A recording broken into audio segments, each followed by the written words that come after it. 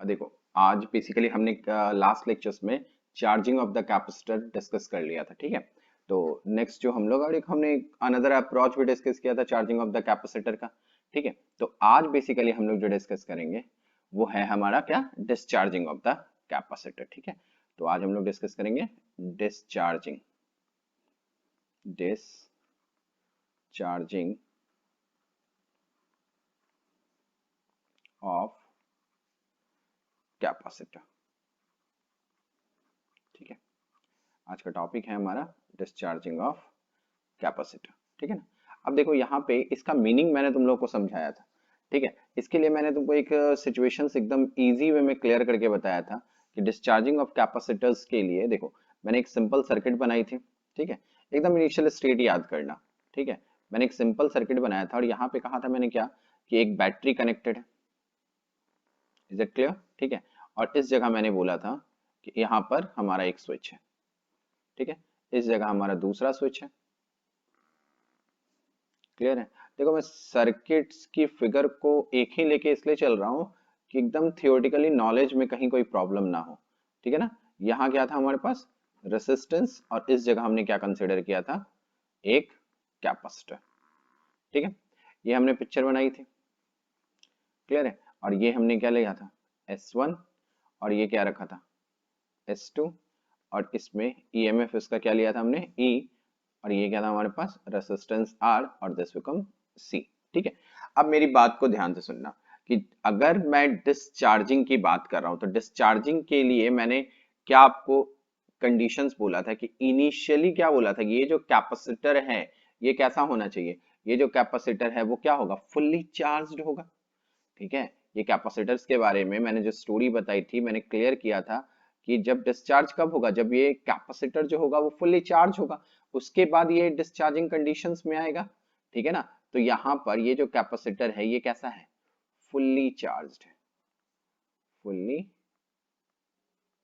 Charged है, is it clear. ये क्या है, फुल्ली चार्ज है, ठीक है। मतलब मैं ये ऐसे बोलूं कि ये जो कैपेसिटर है इसके पास इनिशियल चार्ज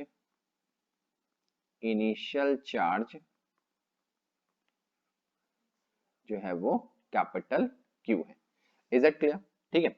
अब यहाँ देखो तो मैंने क्या बोला था यहाँ पे आपको कि इस सिचुएशन में डिस्चार्जिंग के कंडीशंस में, ठीक है।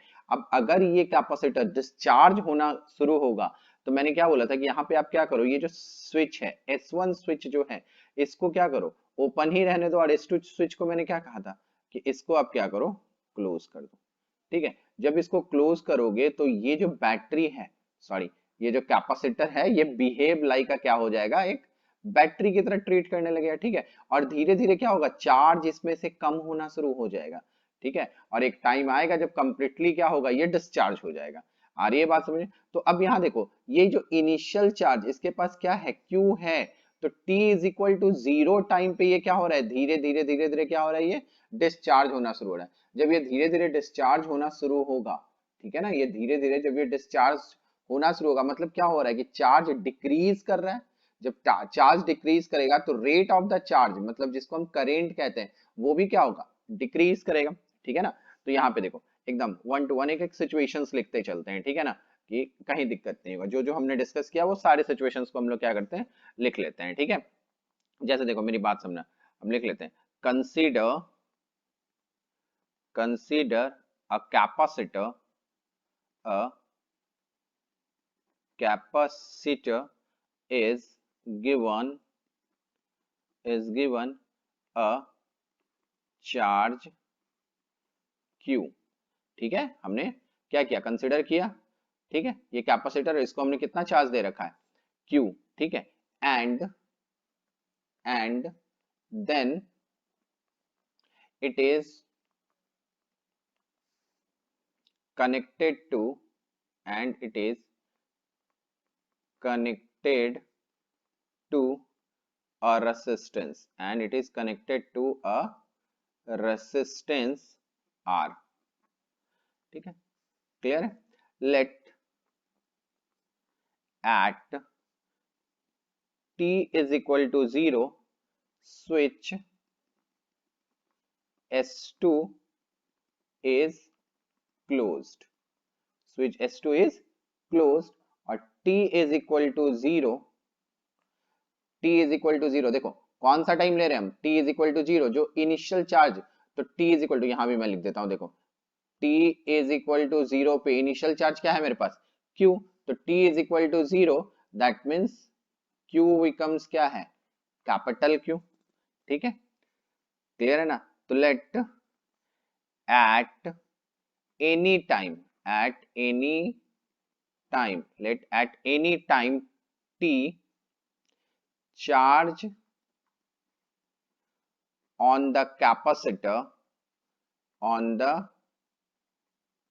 capacitor is charge on capacitor, charge on capacitor, ठीक है, क्या मान लू मैं इसको, देखो charge on capacitor is, suppose कर लिया क्या मैंने कि कुछ Q है, ठीक है, क्लियर आ रही है बात समझ में। अब देखो मैंने आपको क्या बताया, एक एक पॉइंट ध्यान से समझना कि जैसे ये E है, ठीक है ना, ये क्या था, बैटरी है, ठीक है, हमने इनिशियली क्या किया था, इसको फुल्ली चार्ज कर लिया, इनिशियल स्टेट पे क्या रखा, t इज इक्वल टू 0 पे इनिशियल चार्ज क्या है मेरे पास, Q है, ठीक है, और Q क्या है, इसका फुल्ली चार्ज है ये, ध्यान से सुनो, ये कैपेसिटर क्या है मेरे पास, at t is equal to 0 पर इनिशियली इसके पास हमने चार्ज क्या रखा है, Q, मतलब कैपेसिटर क्या है हमारा, फुल्ली चार्ज है, ठीक है।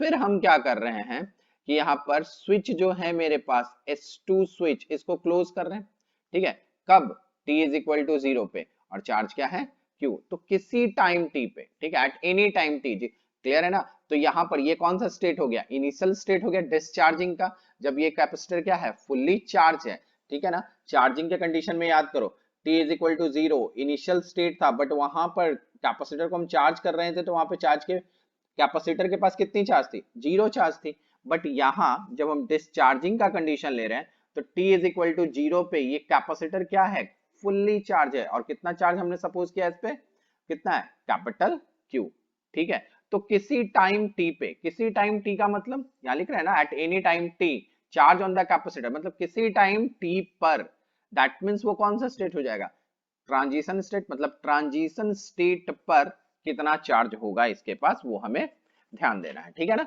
आ रही है बात समझे। तो देखो अब यहाँ पे मेरी बात को समझो, यहाँ पे आपको मैंने ये भी बताया कि चार्ज क्या हो रहा है, यहाँ से देखो चार्ज यहाँ से, सॉरी, चार्ज यहाँ से क्या हो रहा है, चार्ज यहाँ से डिक्रीज होना शुरू हो रहा है, चार्ज यहाँ से क्या हो रहा है, डिक्रीज हो रहा है। जब चार्ज डिक्रीज होगा तो obviously rate of the charge क्या होगा, वो भी डिक्रीज होगा, मतलब यहाँ पे क्या लिखेंगे, है I is equal to minus dq by dt, is that clear ना। I is equal to क्या यूज करेंगे हम लोग, dq by dt, ठीक है। तो देखो वापस जो हम लोग नॉर्मली करते हैं, अप्लाई करते हैं, apply Kirchhoff's equation, Kirchhoff's law, ठीक है, अप्लाई करते हैं किरचॉफ्स रूल, ठीक है। अब यहां समझो मेरी बात कि अगर यहाँ पे किरचॉफ्स इक्वेशन यूज करोगे तो कैसे लिखोगे, देखो यहाँ से ये हम इस तरह से एंटी क्लॉकवाइज डायरेक्शन में मूव कर रहे हैं, ठीक है।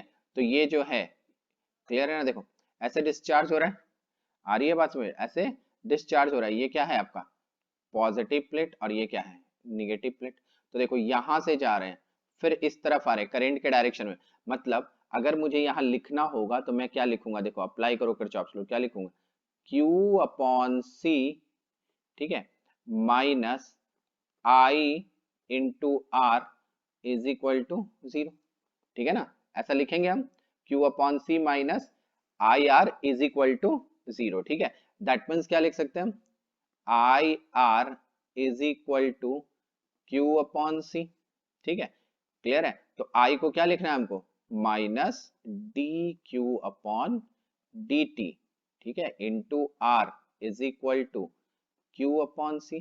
अब देखो Q वाले टर्म्स को एक जगह कलेक्ट कर लो, मतलब इसको ऐसे लिख लो, d q by q is equal to, देखो ये माइनस इधर ले आके ऐसे लिख लेते हैं, d t upon R C, ठीक है, क्लियर है ना। अब इसको देखो इंटीग्रेट कर देते हैं, तो बताओ इनिशियली चार्ज मेरे पास क्या था, कैपिटल Q, फाइनली हमने क्या ले लिया कि कुछ ही ट्रांजिशन किसी टाइम t में उसके पास चार्ज क्या हो गया, क्यू, ठीक है।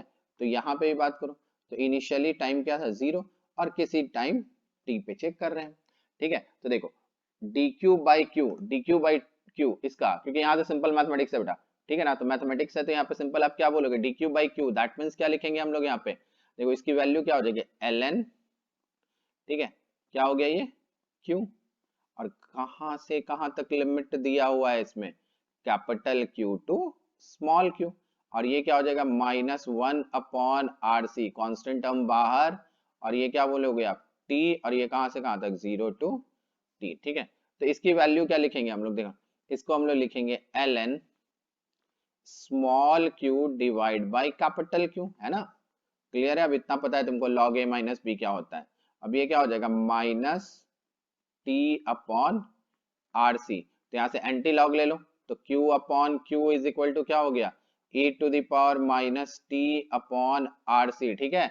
ये हम लोग चार्जिंग कंडीशन से इस तरह के इंटीग्रेशन कर रहे हैं, ठीक है ना। तो दैट मीन्स q की वैल्यू क्या मिल जाएगी हम लोग को, q e to the power minus t upon R C, ठीक है। ये क्या हो गया मेरे पास, ये जो हो गया हमारे पास चार्ज की वैल्यू हो गई, कब, ये कब है किसी टाइम t पे, जब वो क्या हो रहा है डिस्चार्जिंग कंडीशन में है, कौन से कंडीशन में है, डिस्चार्जिंग कंडीशंस में ये है।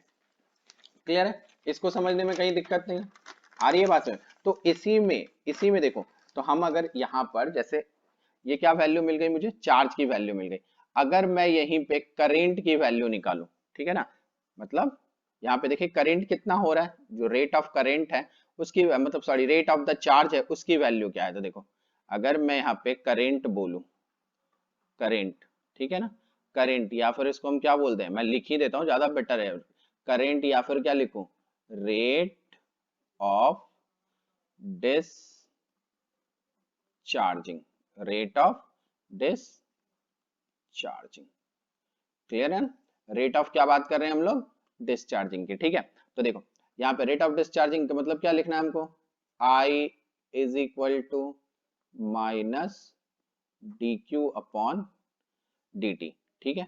तो minus d q upon d t करेंगे तो क्या हो जाएगा, ये minus q into e to the power minus t upon R C into -1/RC, ठीक है।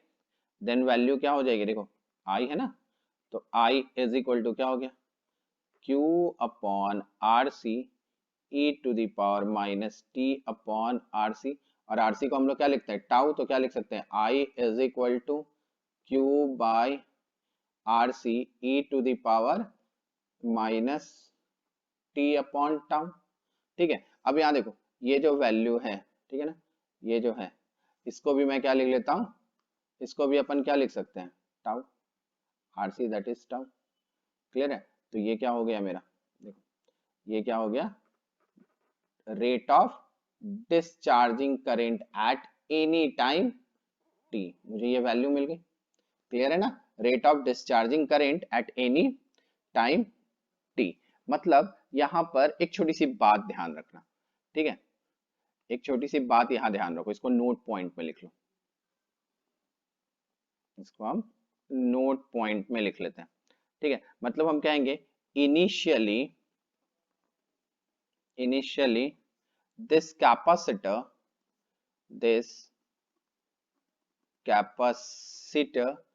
is act as a battery, ठीक है, ऑफ क्या बोलूं मैं डिक्रीजिंग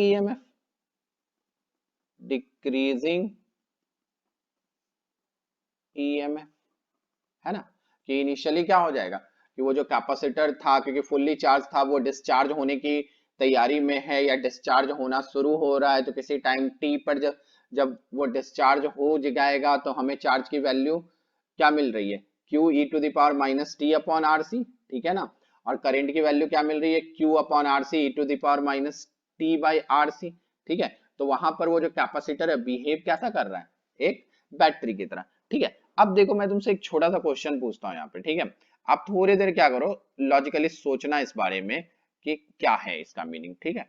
मतलब क्या करो वीडियो पॉज करो, और उसके बाद थिंक करना, ठीक है। जैसे चलो मैं एक सिंपल सी एक बात बताता हूँ, ठीक है, इसको भी कहीं ना कहीं नोट पॉइंट में याद रखोगे। अगर मैं ऐसा बोलूं capacitor is having, capacitor is having charge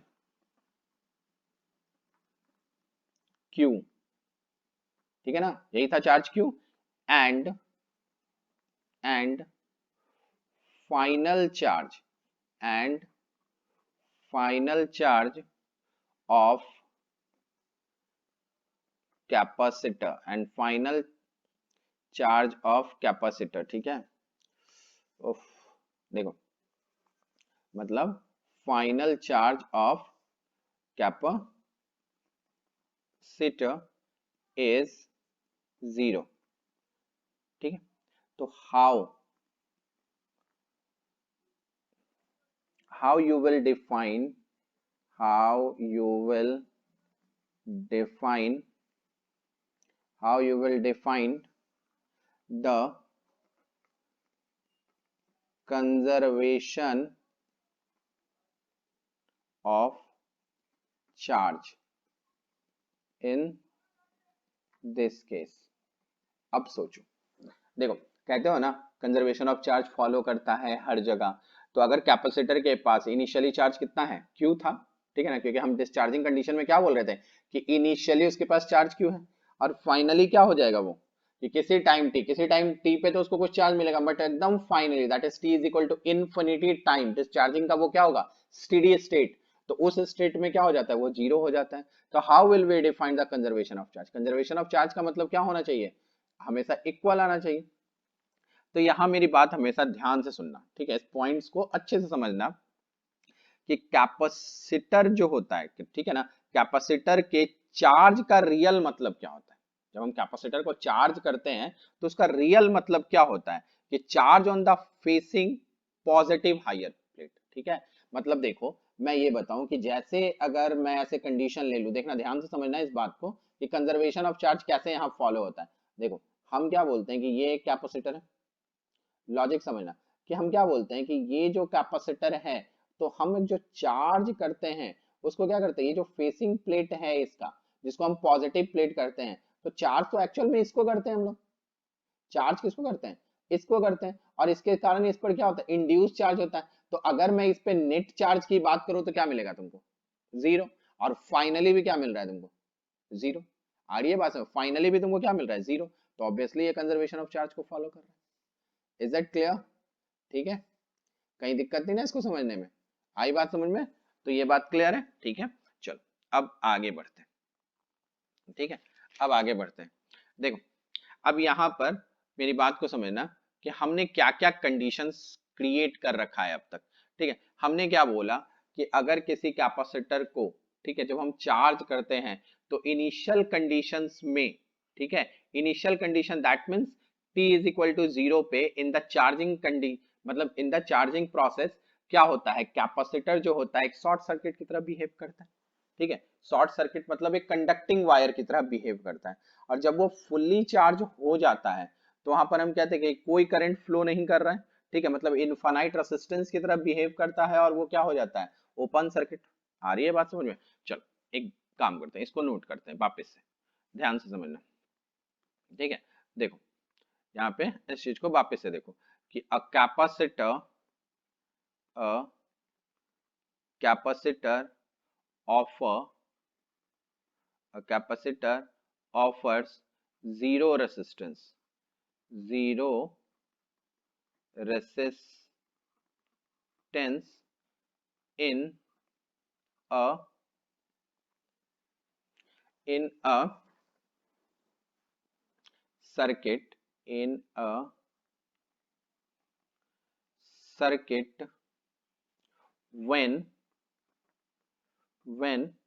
it is uncharged, when it is uncharged। Clear है ये बात कि कैपेसिटर ऑफर क्या करता है, जीरो रेजिस्टेंस करता है जब सर्किट क्या है, अनचार्ज, ठीक है। That is it can be assumed, it can be assumed as short circuited. Short circuited, short circuit का मतलब क्या होता है?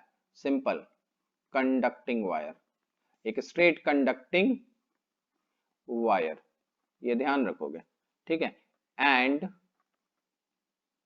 इट ऑफर्स इनफिनाइट रेसिस्टेंस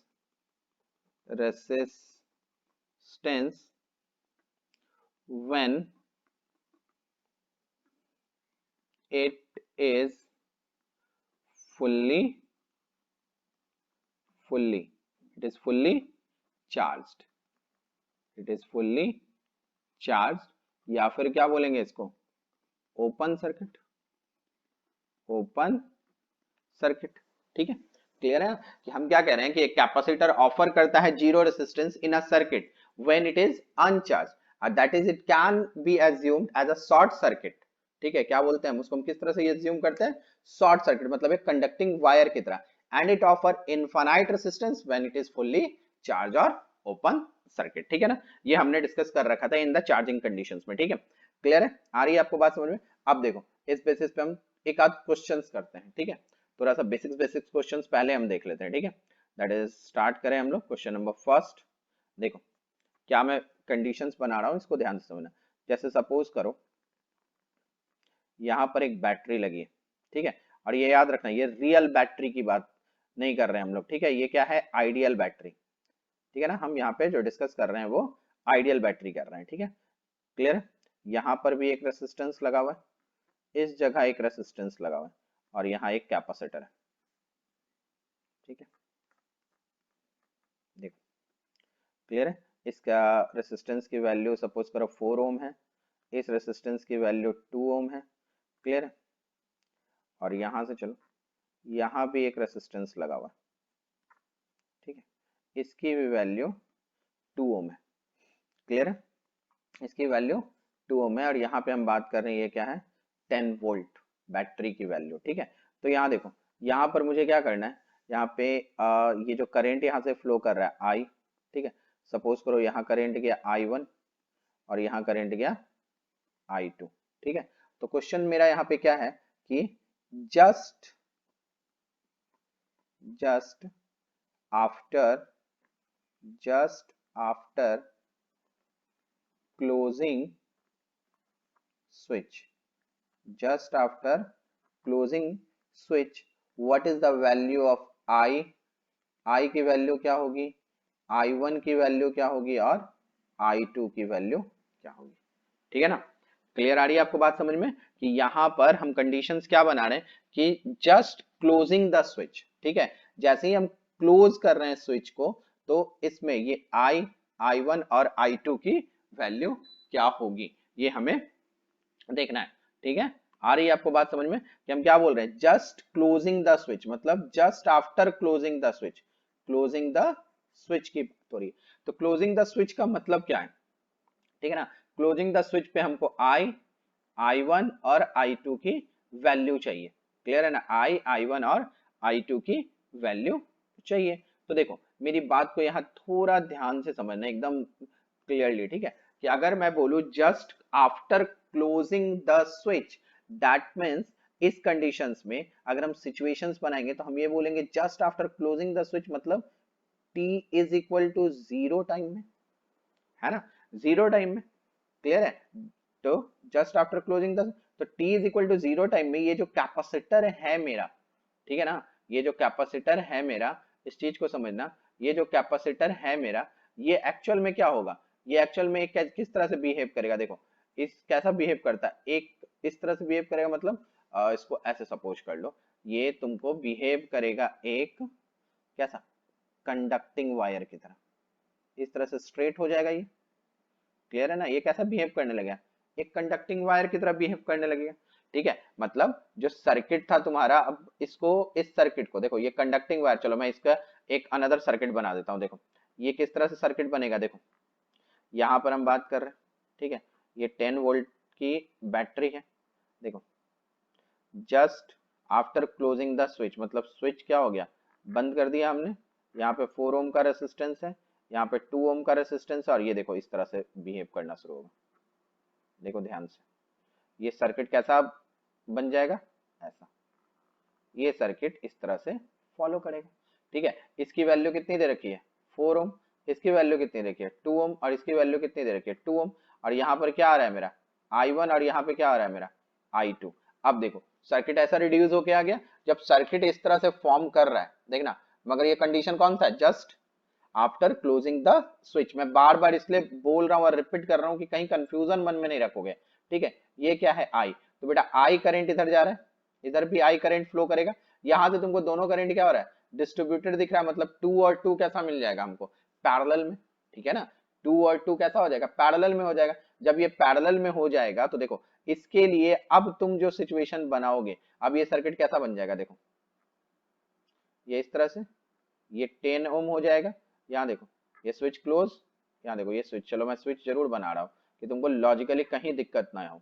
ये 4 ओम है। अब ये देखो 2 और 2 पैरेलल में है, जब 2 और 2 पैरेलल में होगा तो इसकी वैल्यूज कितनी हो जाएगी, देखो 2 तो क्या लिखेंगे, 2 इंटू 2 डिवाइड बाई 2 प्लस 2।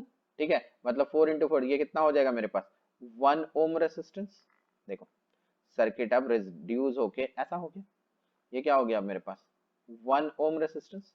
ठीक है, तो अब देखो ये जो करंट बेटा आई था, ये जो करंट आई था, अब इस करंट आई की वैल्यू तुमको क्या दिखेगा, ये कब है, t इज इक्वल टू 0 पे आई की वैल्यू क्या देखिए, 4 और 1, अब ये क्या हो गया, दोनों सीरीज में हो गया, तो i इज इक्वल टू क्या लिखेंगे, v बाई आर, और v कितना है मेरे पास 10, और r क्या हो गया 5, मतलब i की वैल्यू कितनी मिल रही है मेरे को 2 ओम। क्लियर आ रही है पढ़ने, i की वैल्यू क्या मिल रही है मुझे 2 ओम, मतलब यहाँ जो ये जो i है इसकी वैल्यू कितनी आ जाएगी 2, सॉरी ओम नहीं 2 एम्पियर। ठीक है, अब देखो ये 2 एम्पियर करंट इधर से पास हो रहा है, तो यहाँ भी रिटर्न कितना मिलेगा तुमको 2 एम्पियर। तो ये जो 2 एम्पियर करंट है वही ये दोनों में डिवाइड होगा ना, जब वो इन दोनों में डिवाइड होगा तो ऑब्वियसली ये क्या है, सेम वैल्यू का रेसिस्टेंस है, तो इक्वल करंट यहाँ और यहाँ डिवाइड हो जाएगा, इक्वल करंट यहाँ और यहाँ डिवाइड हो जाएगा। ठीक है, तो यहाँ पर क्या बोलेंगे, यहाँ पर 1 एम्पियर आ जाएगा, और यहाँ भी क्या हो जाएगा 1 एम्पियर हो जाएगा at time t is equal to 0 पे। तो बताओ I1 की वैल्यू कितनी मिल गई मुझे 1 एम्पियर, और I2 की वैल्यू कितनी मिल गई 1 एम्पियर। क्लियर है, ये सिचुएशन कब है, just after closing the switch. ठीक है, just after closing the switch. ठीक है, अब देखो इसमें मैं दूसरा, मतलब इसी में एक और कंडीशन वाला सेकंड पार्ट बोलो इस क्वेश्चन का। ठीक है, हम ऐसे बोल रहे हैं कि after after long time, after long time, what is the current, what is the current through each branch, through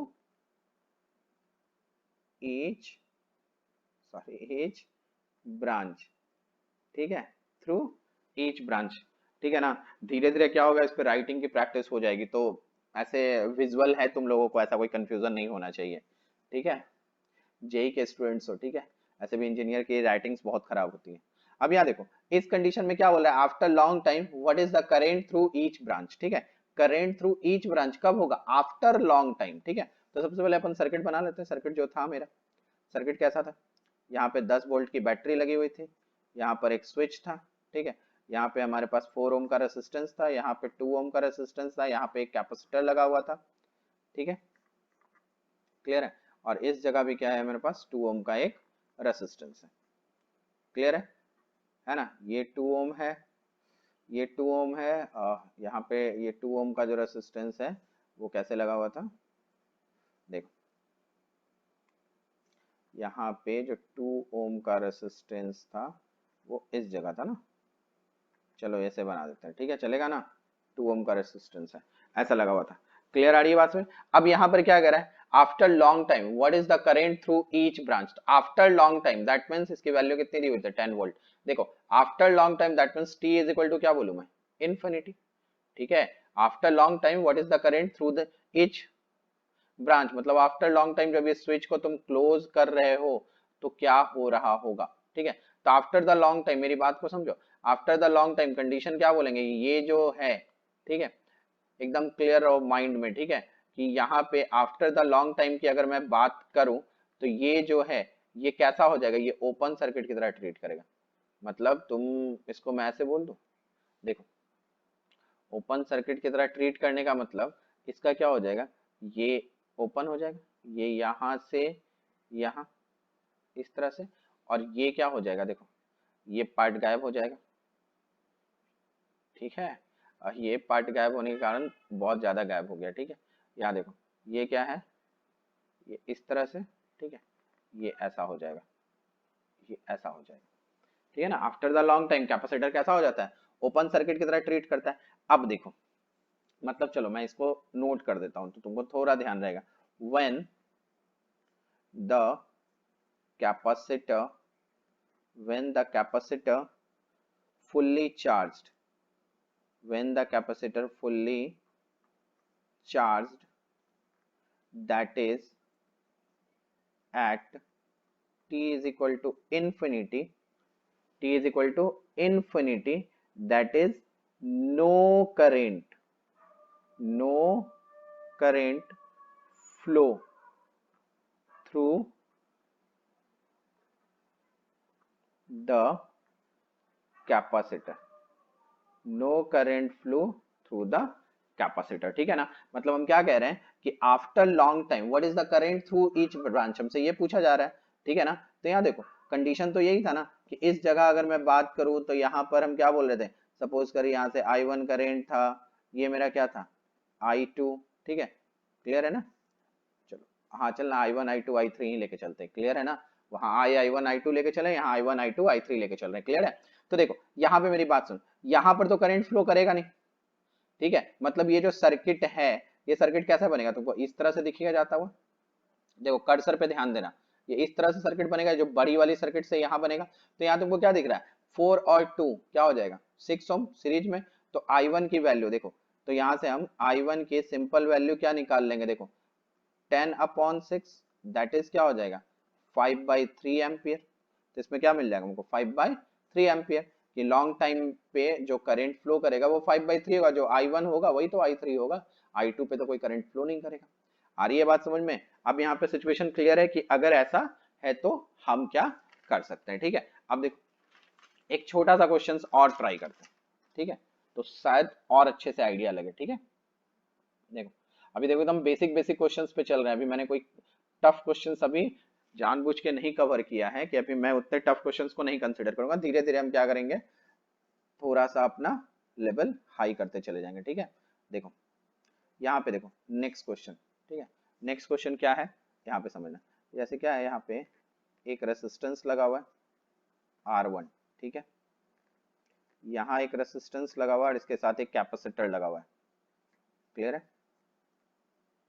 ठीक है, ये R2 और ये C, यहाँ पर एक और रेसिस्टेंस लगा हुआ है, ठीक है R3, और इसके साथ एक बैटरी लगी हुई है। ध्यान से फिर मैं वही बात बोलूंगा, ये जो बैटरी है ये हम बैटरी क्या ले रहे हैं आइडियल बैटरी। ठीक है ना, ये बैटरी जो हम कंसिडर कर रहे हैं ये कैसी बैटरी कंसिडर कर रहे हैं, आइडियल बैटरी। ठीक है, क्लियर है, यहाँ पे जो बैटरी अपन कंसिडर कर रहे हैं वो कैसा लिख रहे हैं, आइडियल बैटरी कंसिडर कर रहे हैं। आ रही है आपको बात समझ में, ठीक है क्लियर है, हम आइडियल बैटरी कंसिडर कर रहे हैं। अब देखो यहाँ पर हमें फाइंड क्या करना है, देखो इसमें फर्स्ट में हमसे क्या पूछ रहा है कि कैलकुलेट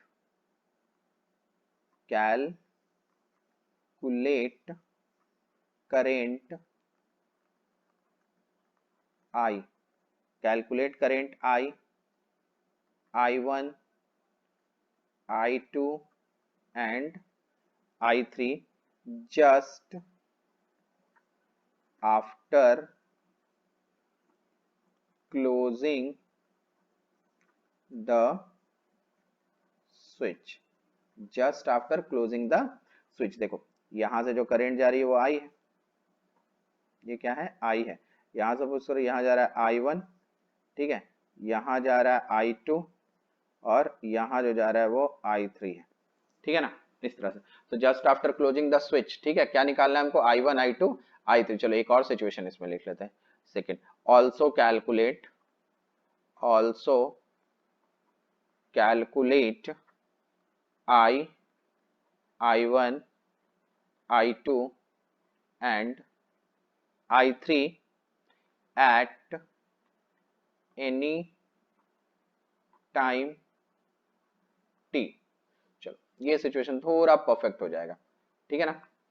तो देखो मेरी बात समझना, अगर मैं इसको सॉल्व करूं, अगर इसका सॉल्यूशन देखो, फर्स्ट पार्ट का सॉल्यूशन देखो, फर्स्ट पार्ट में हमसे क्या पूछ रहा है, फर्स्ट पार्ट में हमसे कह रहा है कि calculate the current I, I1, I2 और I3, ठीक है ना।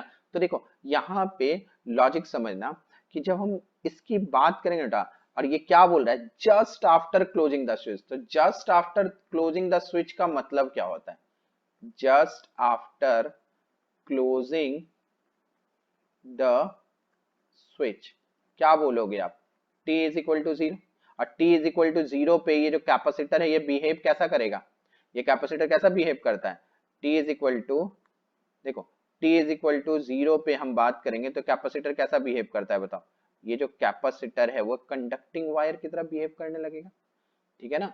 t इज इक्वल टू 0 पे ये कैपेसिटर कैसा बिहेव करेगा, एक कंडक्टिंग वायर की तरह। अब सिचुएशन देखो ऐसा हो गया, ठीक है ना, ये सिचुएशन ऐसा हो गया, कहीं दिक्कत नहीं ना। तो देखो अब यहाँ पे देखो ये R1, R2, R3 तीनों कैसा दिख रहा है तुमको, पैरेलल में, यार तीनों पे क्या हो जाएगा, पोटेंशियल जो होगा वो कांस्टेंट होगा, जब पोटेंशियल कांस्टेंट होगा यहाँ पे, तो यहाँ तो क्लियर है ना कि what is the value of I1, ठीक है, ये जो I1 दिख रहा है तुमको, क्लियर है, ये I है, I1 नहीं है, ठीक है, कंफ्यूज नहीं हो जाना, ये क्या है, I1 है, ठीक है, क्लियर है। अब यहाँ देखो, यहाँ पे अगर तुम कंसीडर करो तो देखो यहाँ पे पोटेंशियल सब पे क्या हो जाएगा, तीनों पैरेलल में है तो पोटेंशियल सब पे क्या होगा, कांस्टेंट। तो बताओ I1 की वैल्यू क्या लिख सकते हैं अपने, V अपॉन R1, और I2 की वैल्यू क्या लिख सकते हैं, V अपॉन R2, और I3 की वैल्यू क्या लिख सकते हैं, V अपॉन R3। तो what is the value of I, तो ये तो बहुत आसान हो गया, क्या हो गया, I1 plus I2 plus I3, ठीक है, क्लियर है। और ये तो बराबर पता है तुम लोगों को, क्या लिखोगे, यहाँ से v कॉमन ले लेते हैं, 1/R1 plus 1/R2 plus 1/R3। तो यहाँ पर तो सिचुएशन बहुत आसान है, ठीक है ना, ये हम ऐसा कर लेंगे, ठीक है। बट इन केस देखो, अब हमें सेकेंड केस में क्या कह रहा था, ठीक है ना, सेकेंड में क्या कह रहा था, एट एनी टाइम t पे निकालो, एट एनी टाइम t पे। चलो एक बार वापस हम क्वेश्चन का सर्किट बना लेते हैं, ये R1 था मेरे पास, यहाँ पे R2 है, इसके साथ एक कैपेसिटर दिया हुआ है, देखो यहाँ R3 है, क्लियर है, और यहाँ पर क्या बनाया है हमारे पास, एक बैटरी, क्लियर है ना। देखो this become R1, this become R2, this become R3, this is C, और this become V। Is that clear? देखो अब मेरी बात को समझो कि हमें अब क्या निकालना है, at any time t, किसी टाइम t पे हमें इसको थिंक करना है, ठीक है। तो देखो किसी टाइम t पे बेटा जब इसको हम थिंक करना शुरू करेंगे तो ये R1, R2, R3 देखो ये है तो वापस से पैरेलल ही, ये क्या है, पैरेलल ही है, ठीक है ना। तो यहाँ पे मेरी बात को थोड़ा ध्यान से समझने की कोशिश करना कि इस सर्किट को मान लो, इसको A लिख देते हैं हम इस सर्किट को, ठीक है, इसको हम रिड्यूस कर सकते हैं अलग अलग सर्किट में, मतलब तीन अलग अलग सर्किट में। देखो जैसे ये V है ना, तो यहाँ से क्या फ्लो कर रहा था, I, तो यहाँ पर क्या था, I1, बताओ यहाँ पे क्या लिखा था हमने, I2, और यहाँ पे क्या लिया था हमने, I3। तो देखो हम ऊपर वाले सर्किट्स को, क्योंकि इसके लिए भी यहाँ से देखो ध्यान से समझना, इस पॉइंट से इस पॉइंट तक पोटेंशियल डिफरेंस इसका भी क्या होगा, V, मतलब इसको हम ऐसे बना सकते हैं, देखो ये हो गया R1, और यहाँ पर हम क्या ले लेंगे, एक बैटरी, ठीक है, और इस बैटरी का पोटेंशियल डिफरेंस क्या होगा, V, और इस पे कितना करंट फ्लो हो रहा है, I1। चलो इसको रिड्यूस किया, एक फिगर ये बन गया, प्लस देखो अब ये जो सेकंड वाला है, तो बताओ वापस से इस पॉइंट से लेके इस पॉइंट तक का भी पोटेंशियल क्या मिलेगा तुमको, ऑब्वियसली भी मिलेगा क्योंकि सारा पैरेलल कनेक्शन है। तो यहाँ पर क्या बोलेंगे, देखो ये हो गया रेसिस्टेंस, ये हो गया कैपेसिटर, ठीक है, और यहाँ पर हमको क्या मिल रहा है, पोटेंशियल V।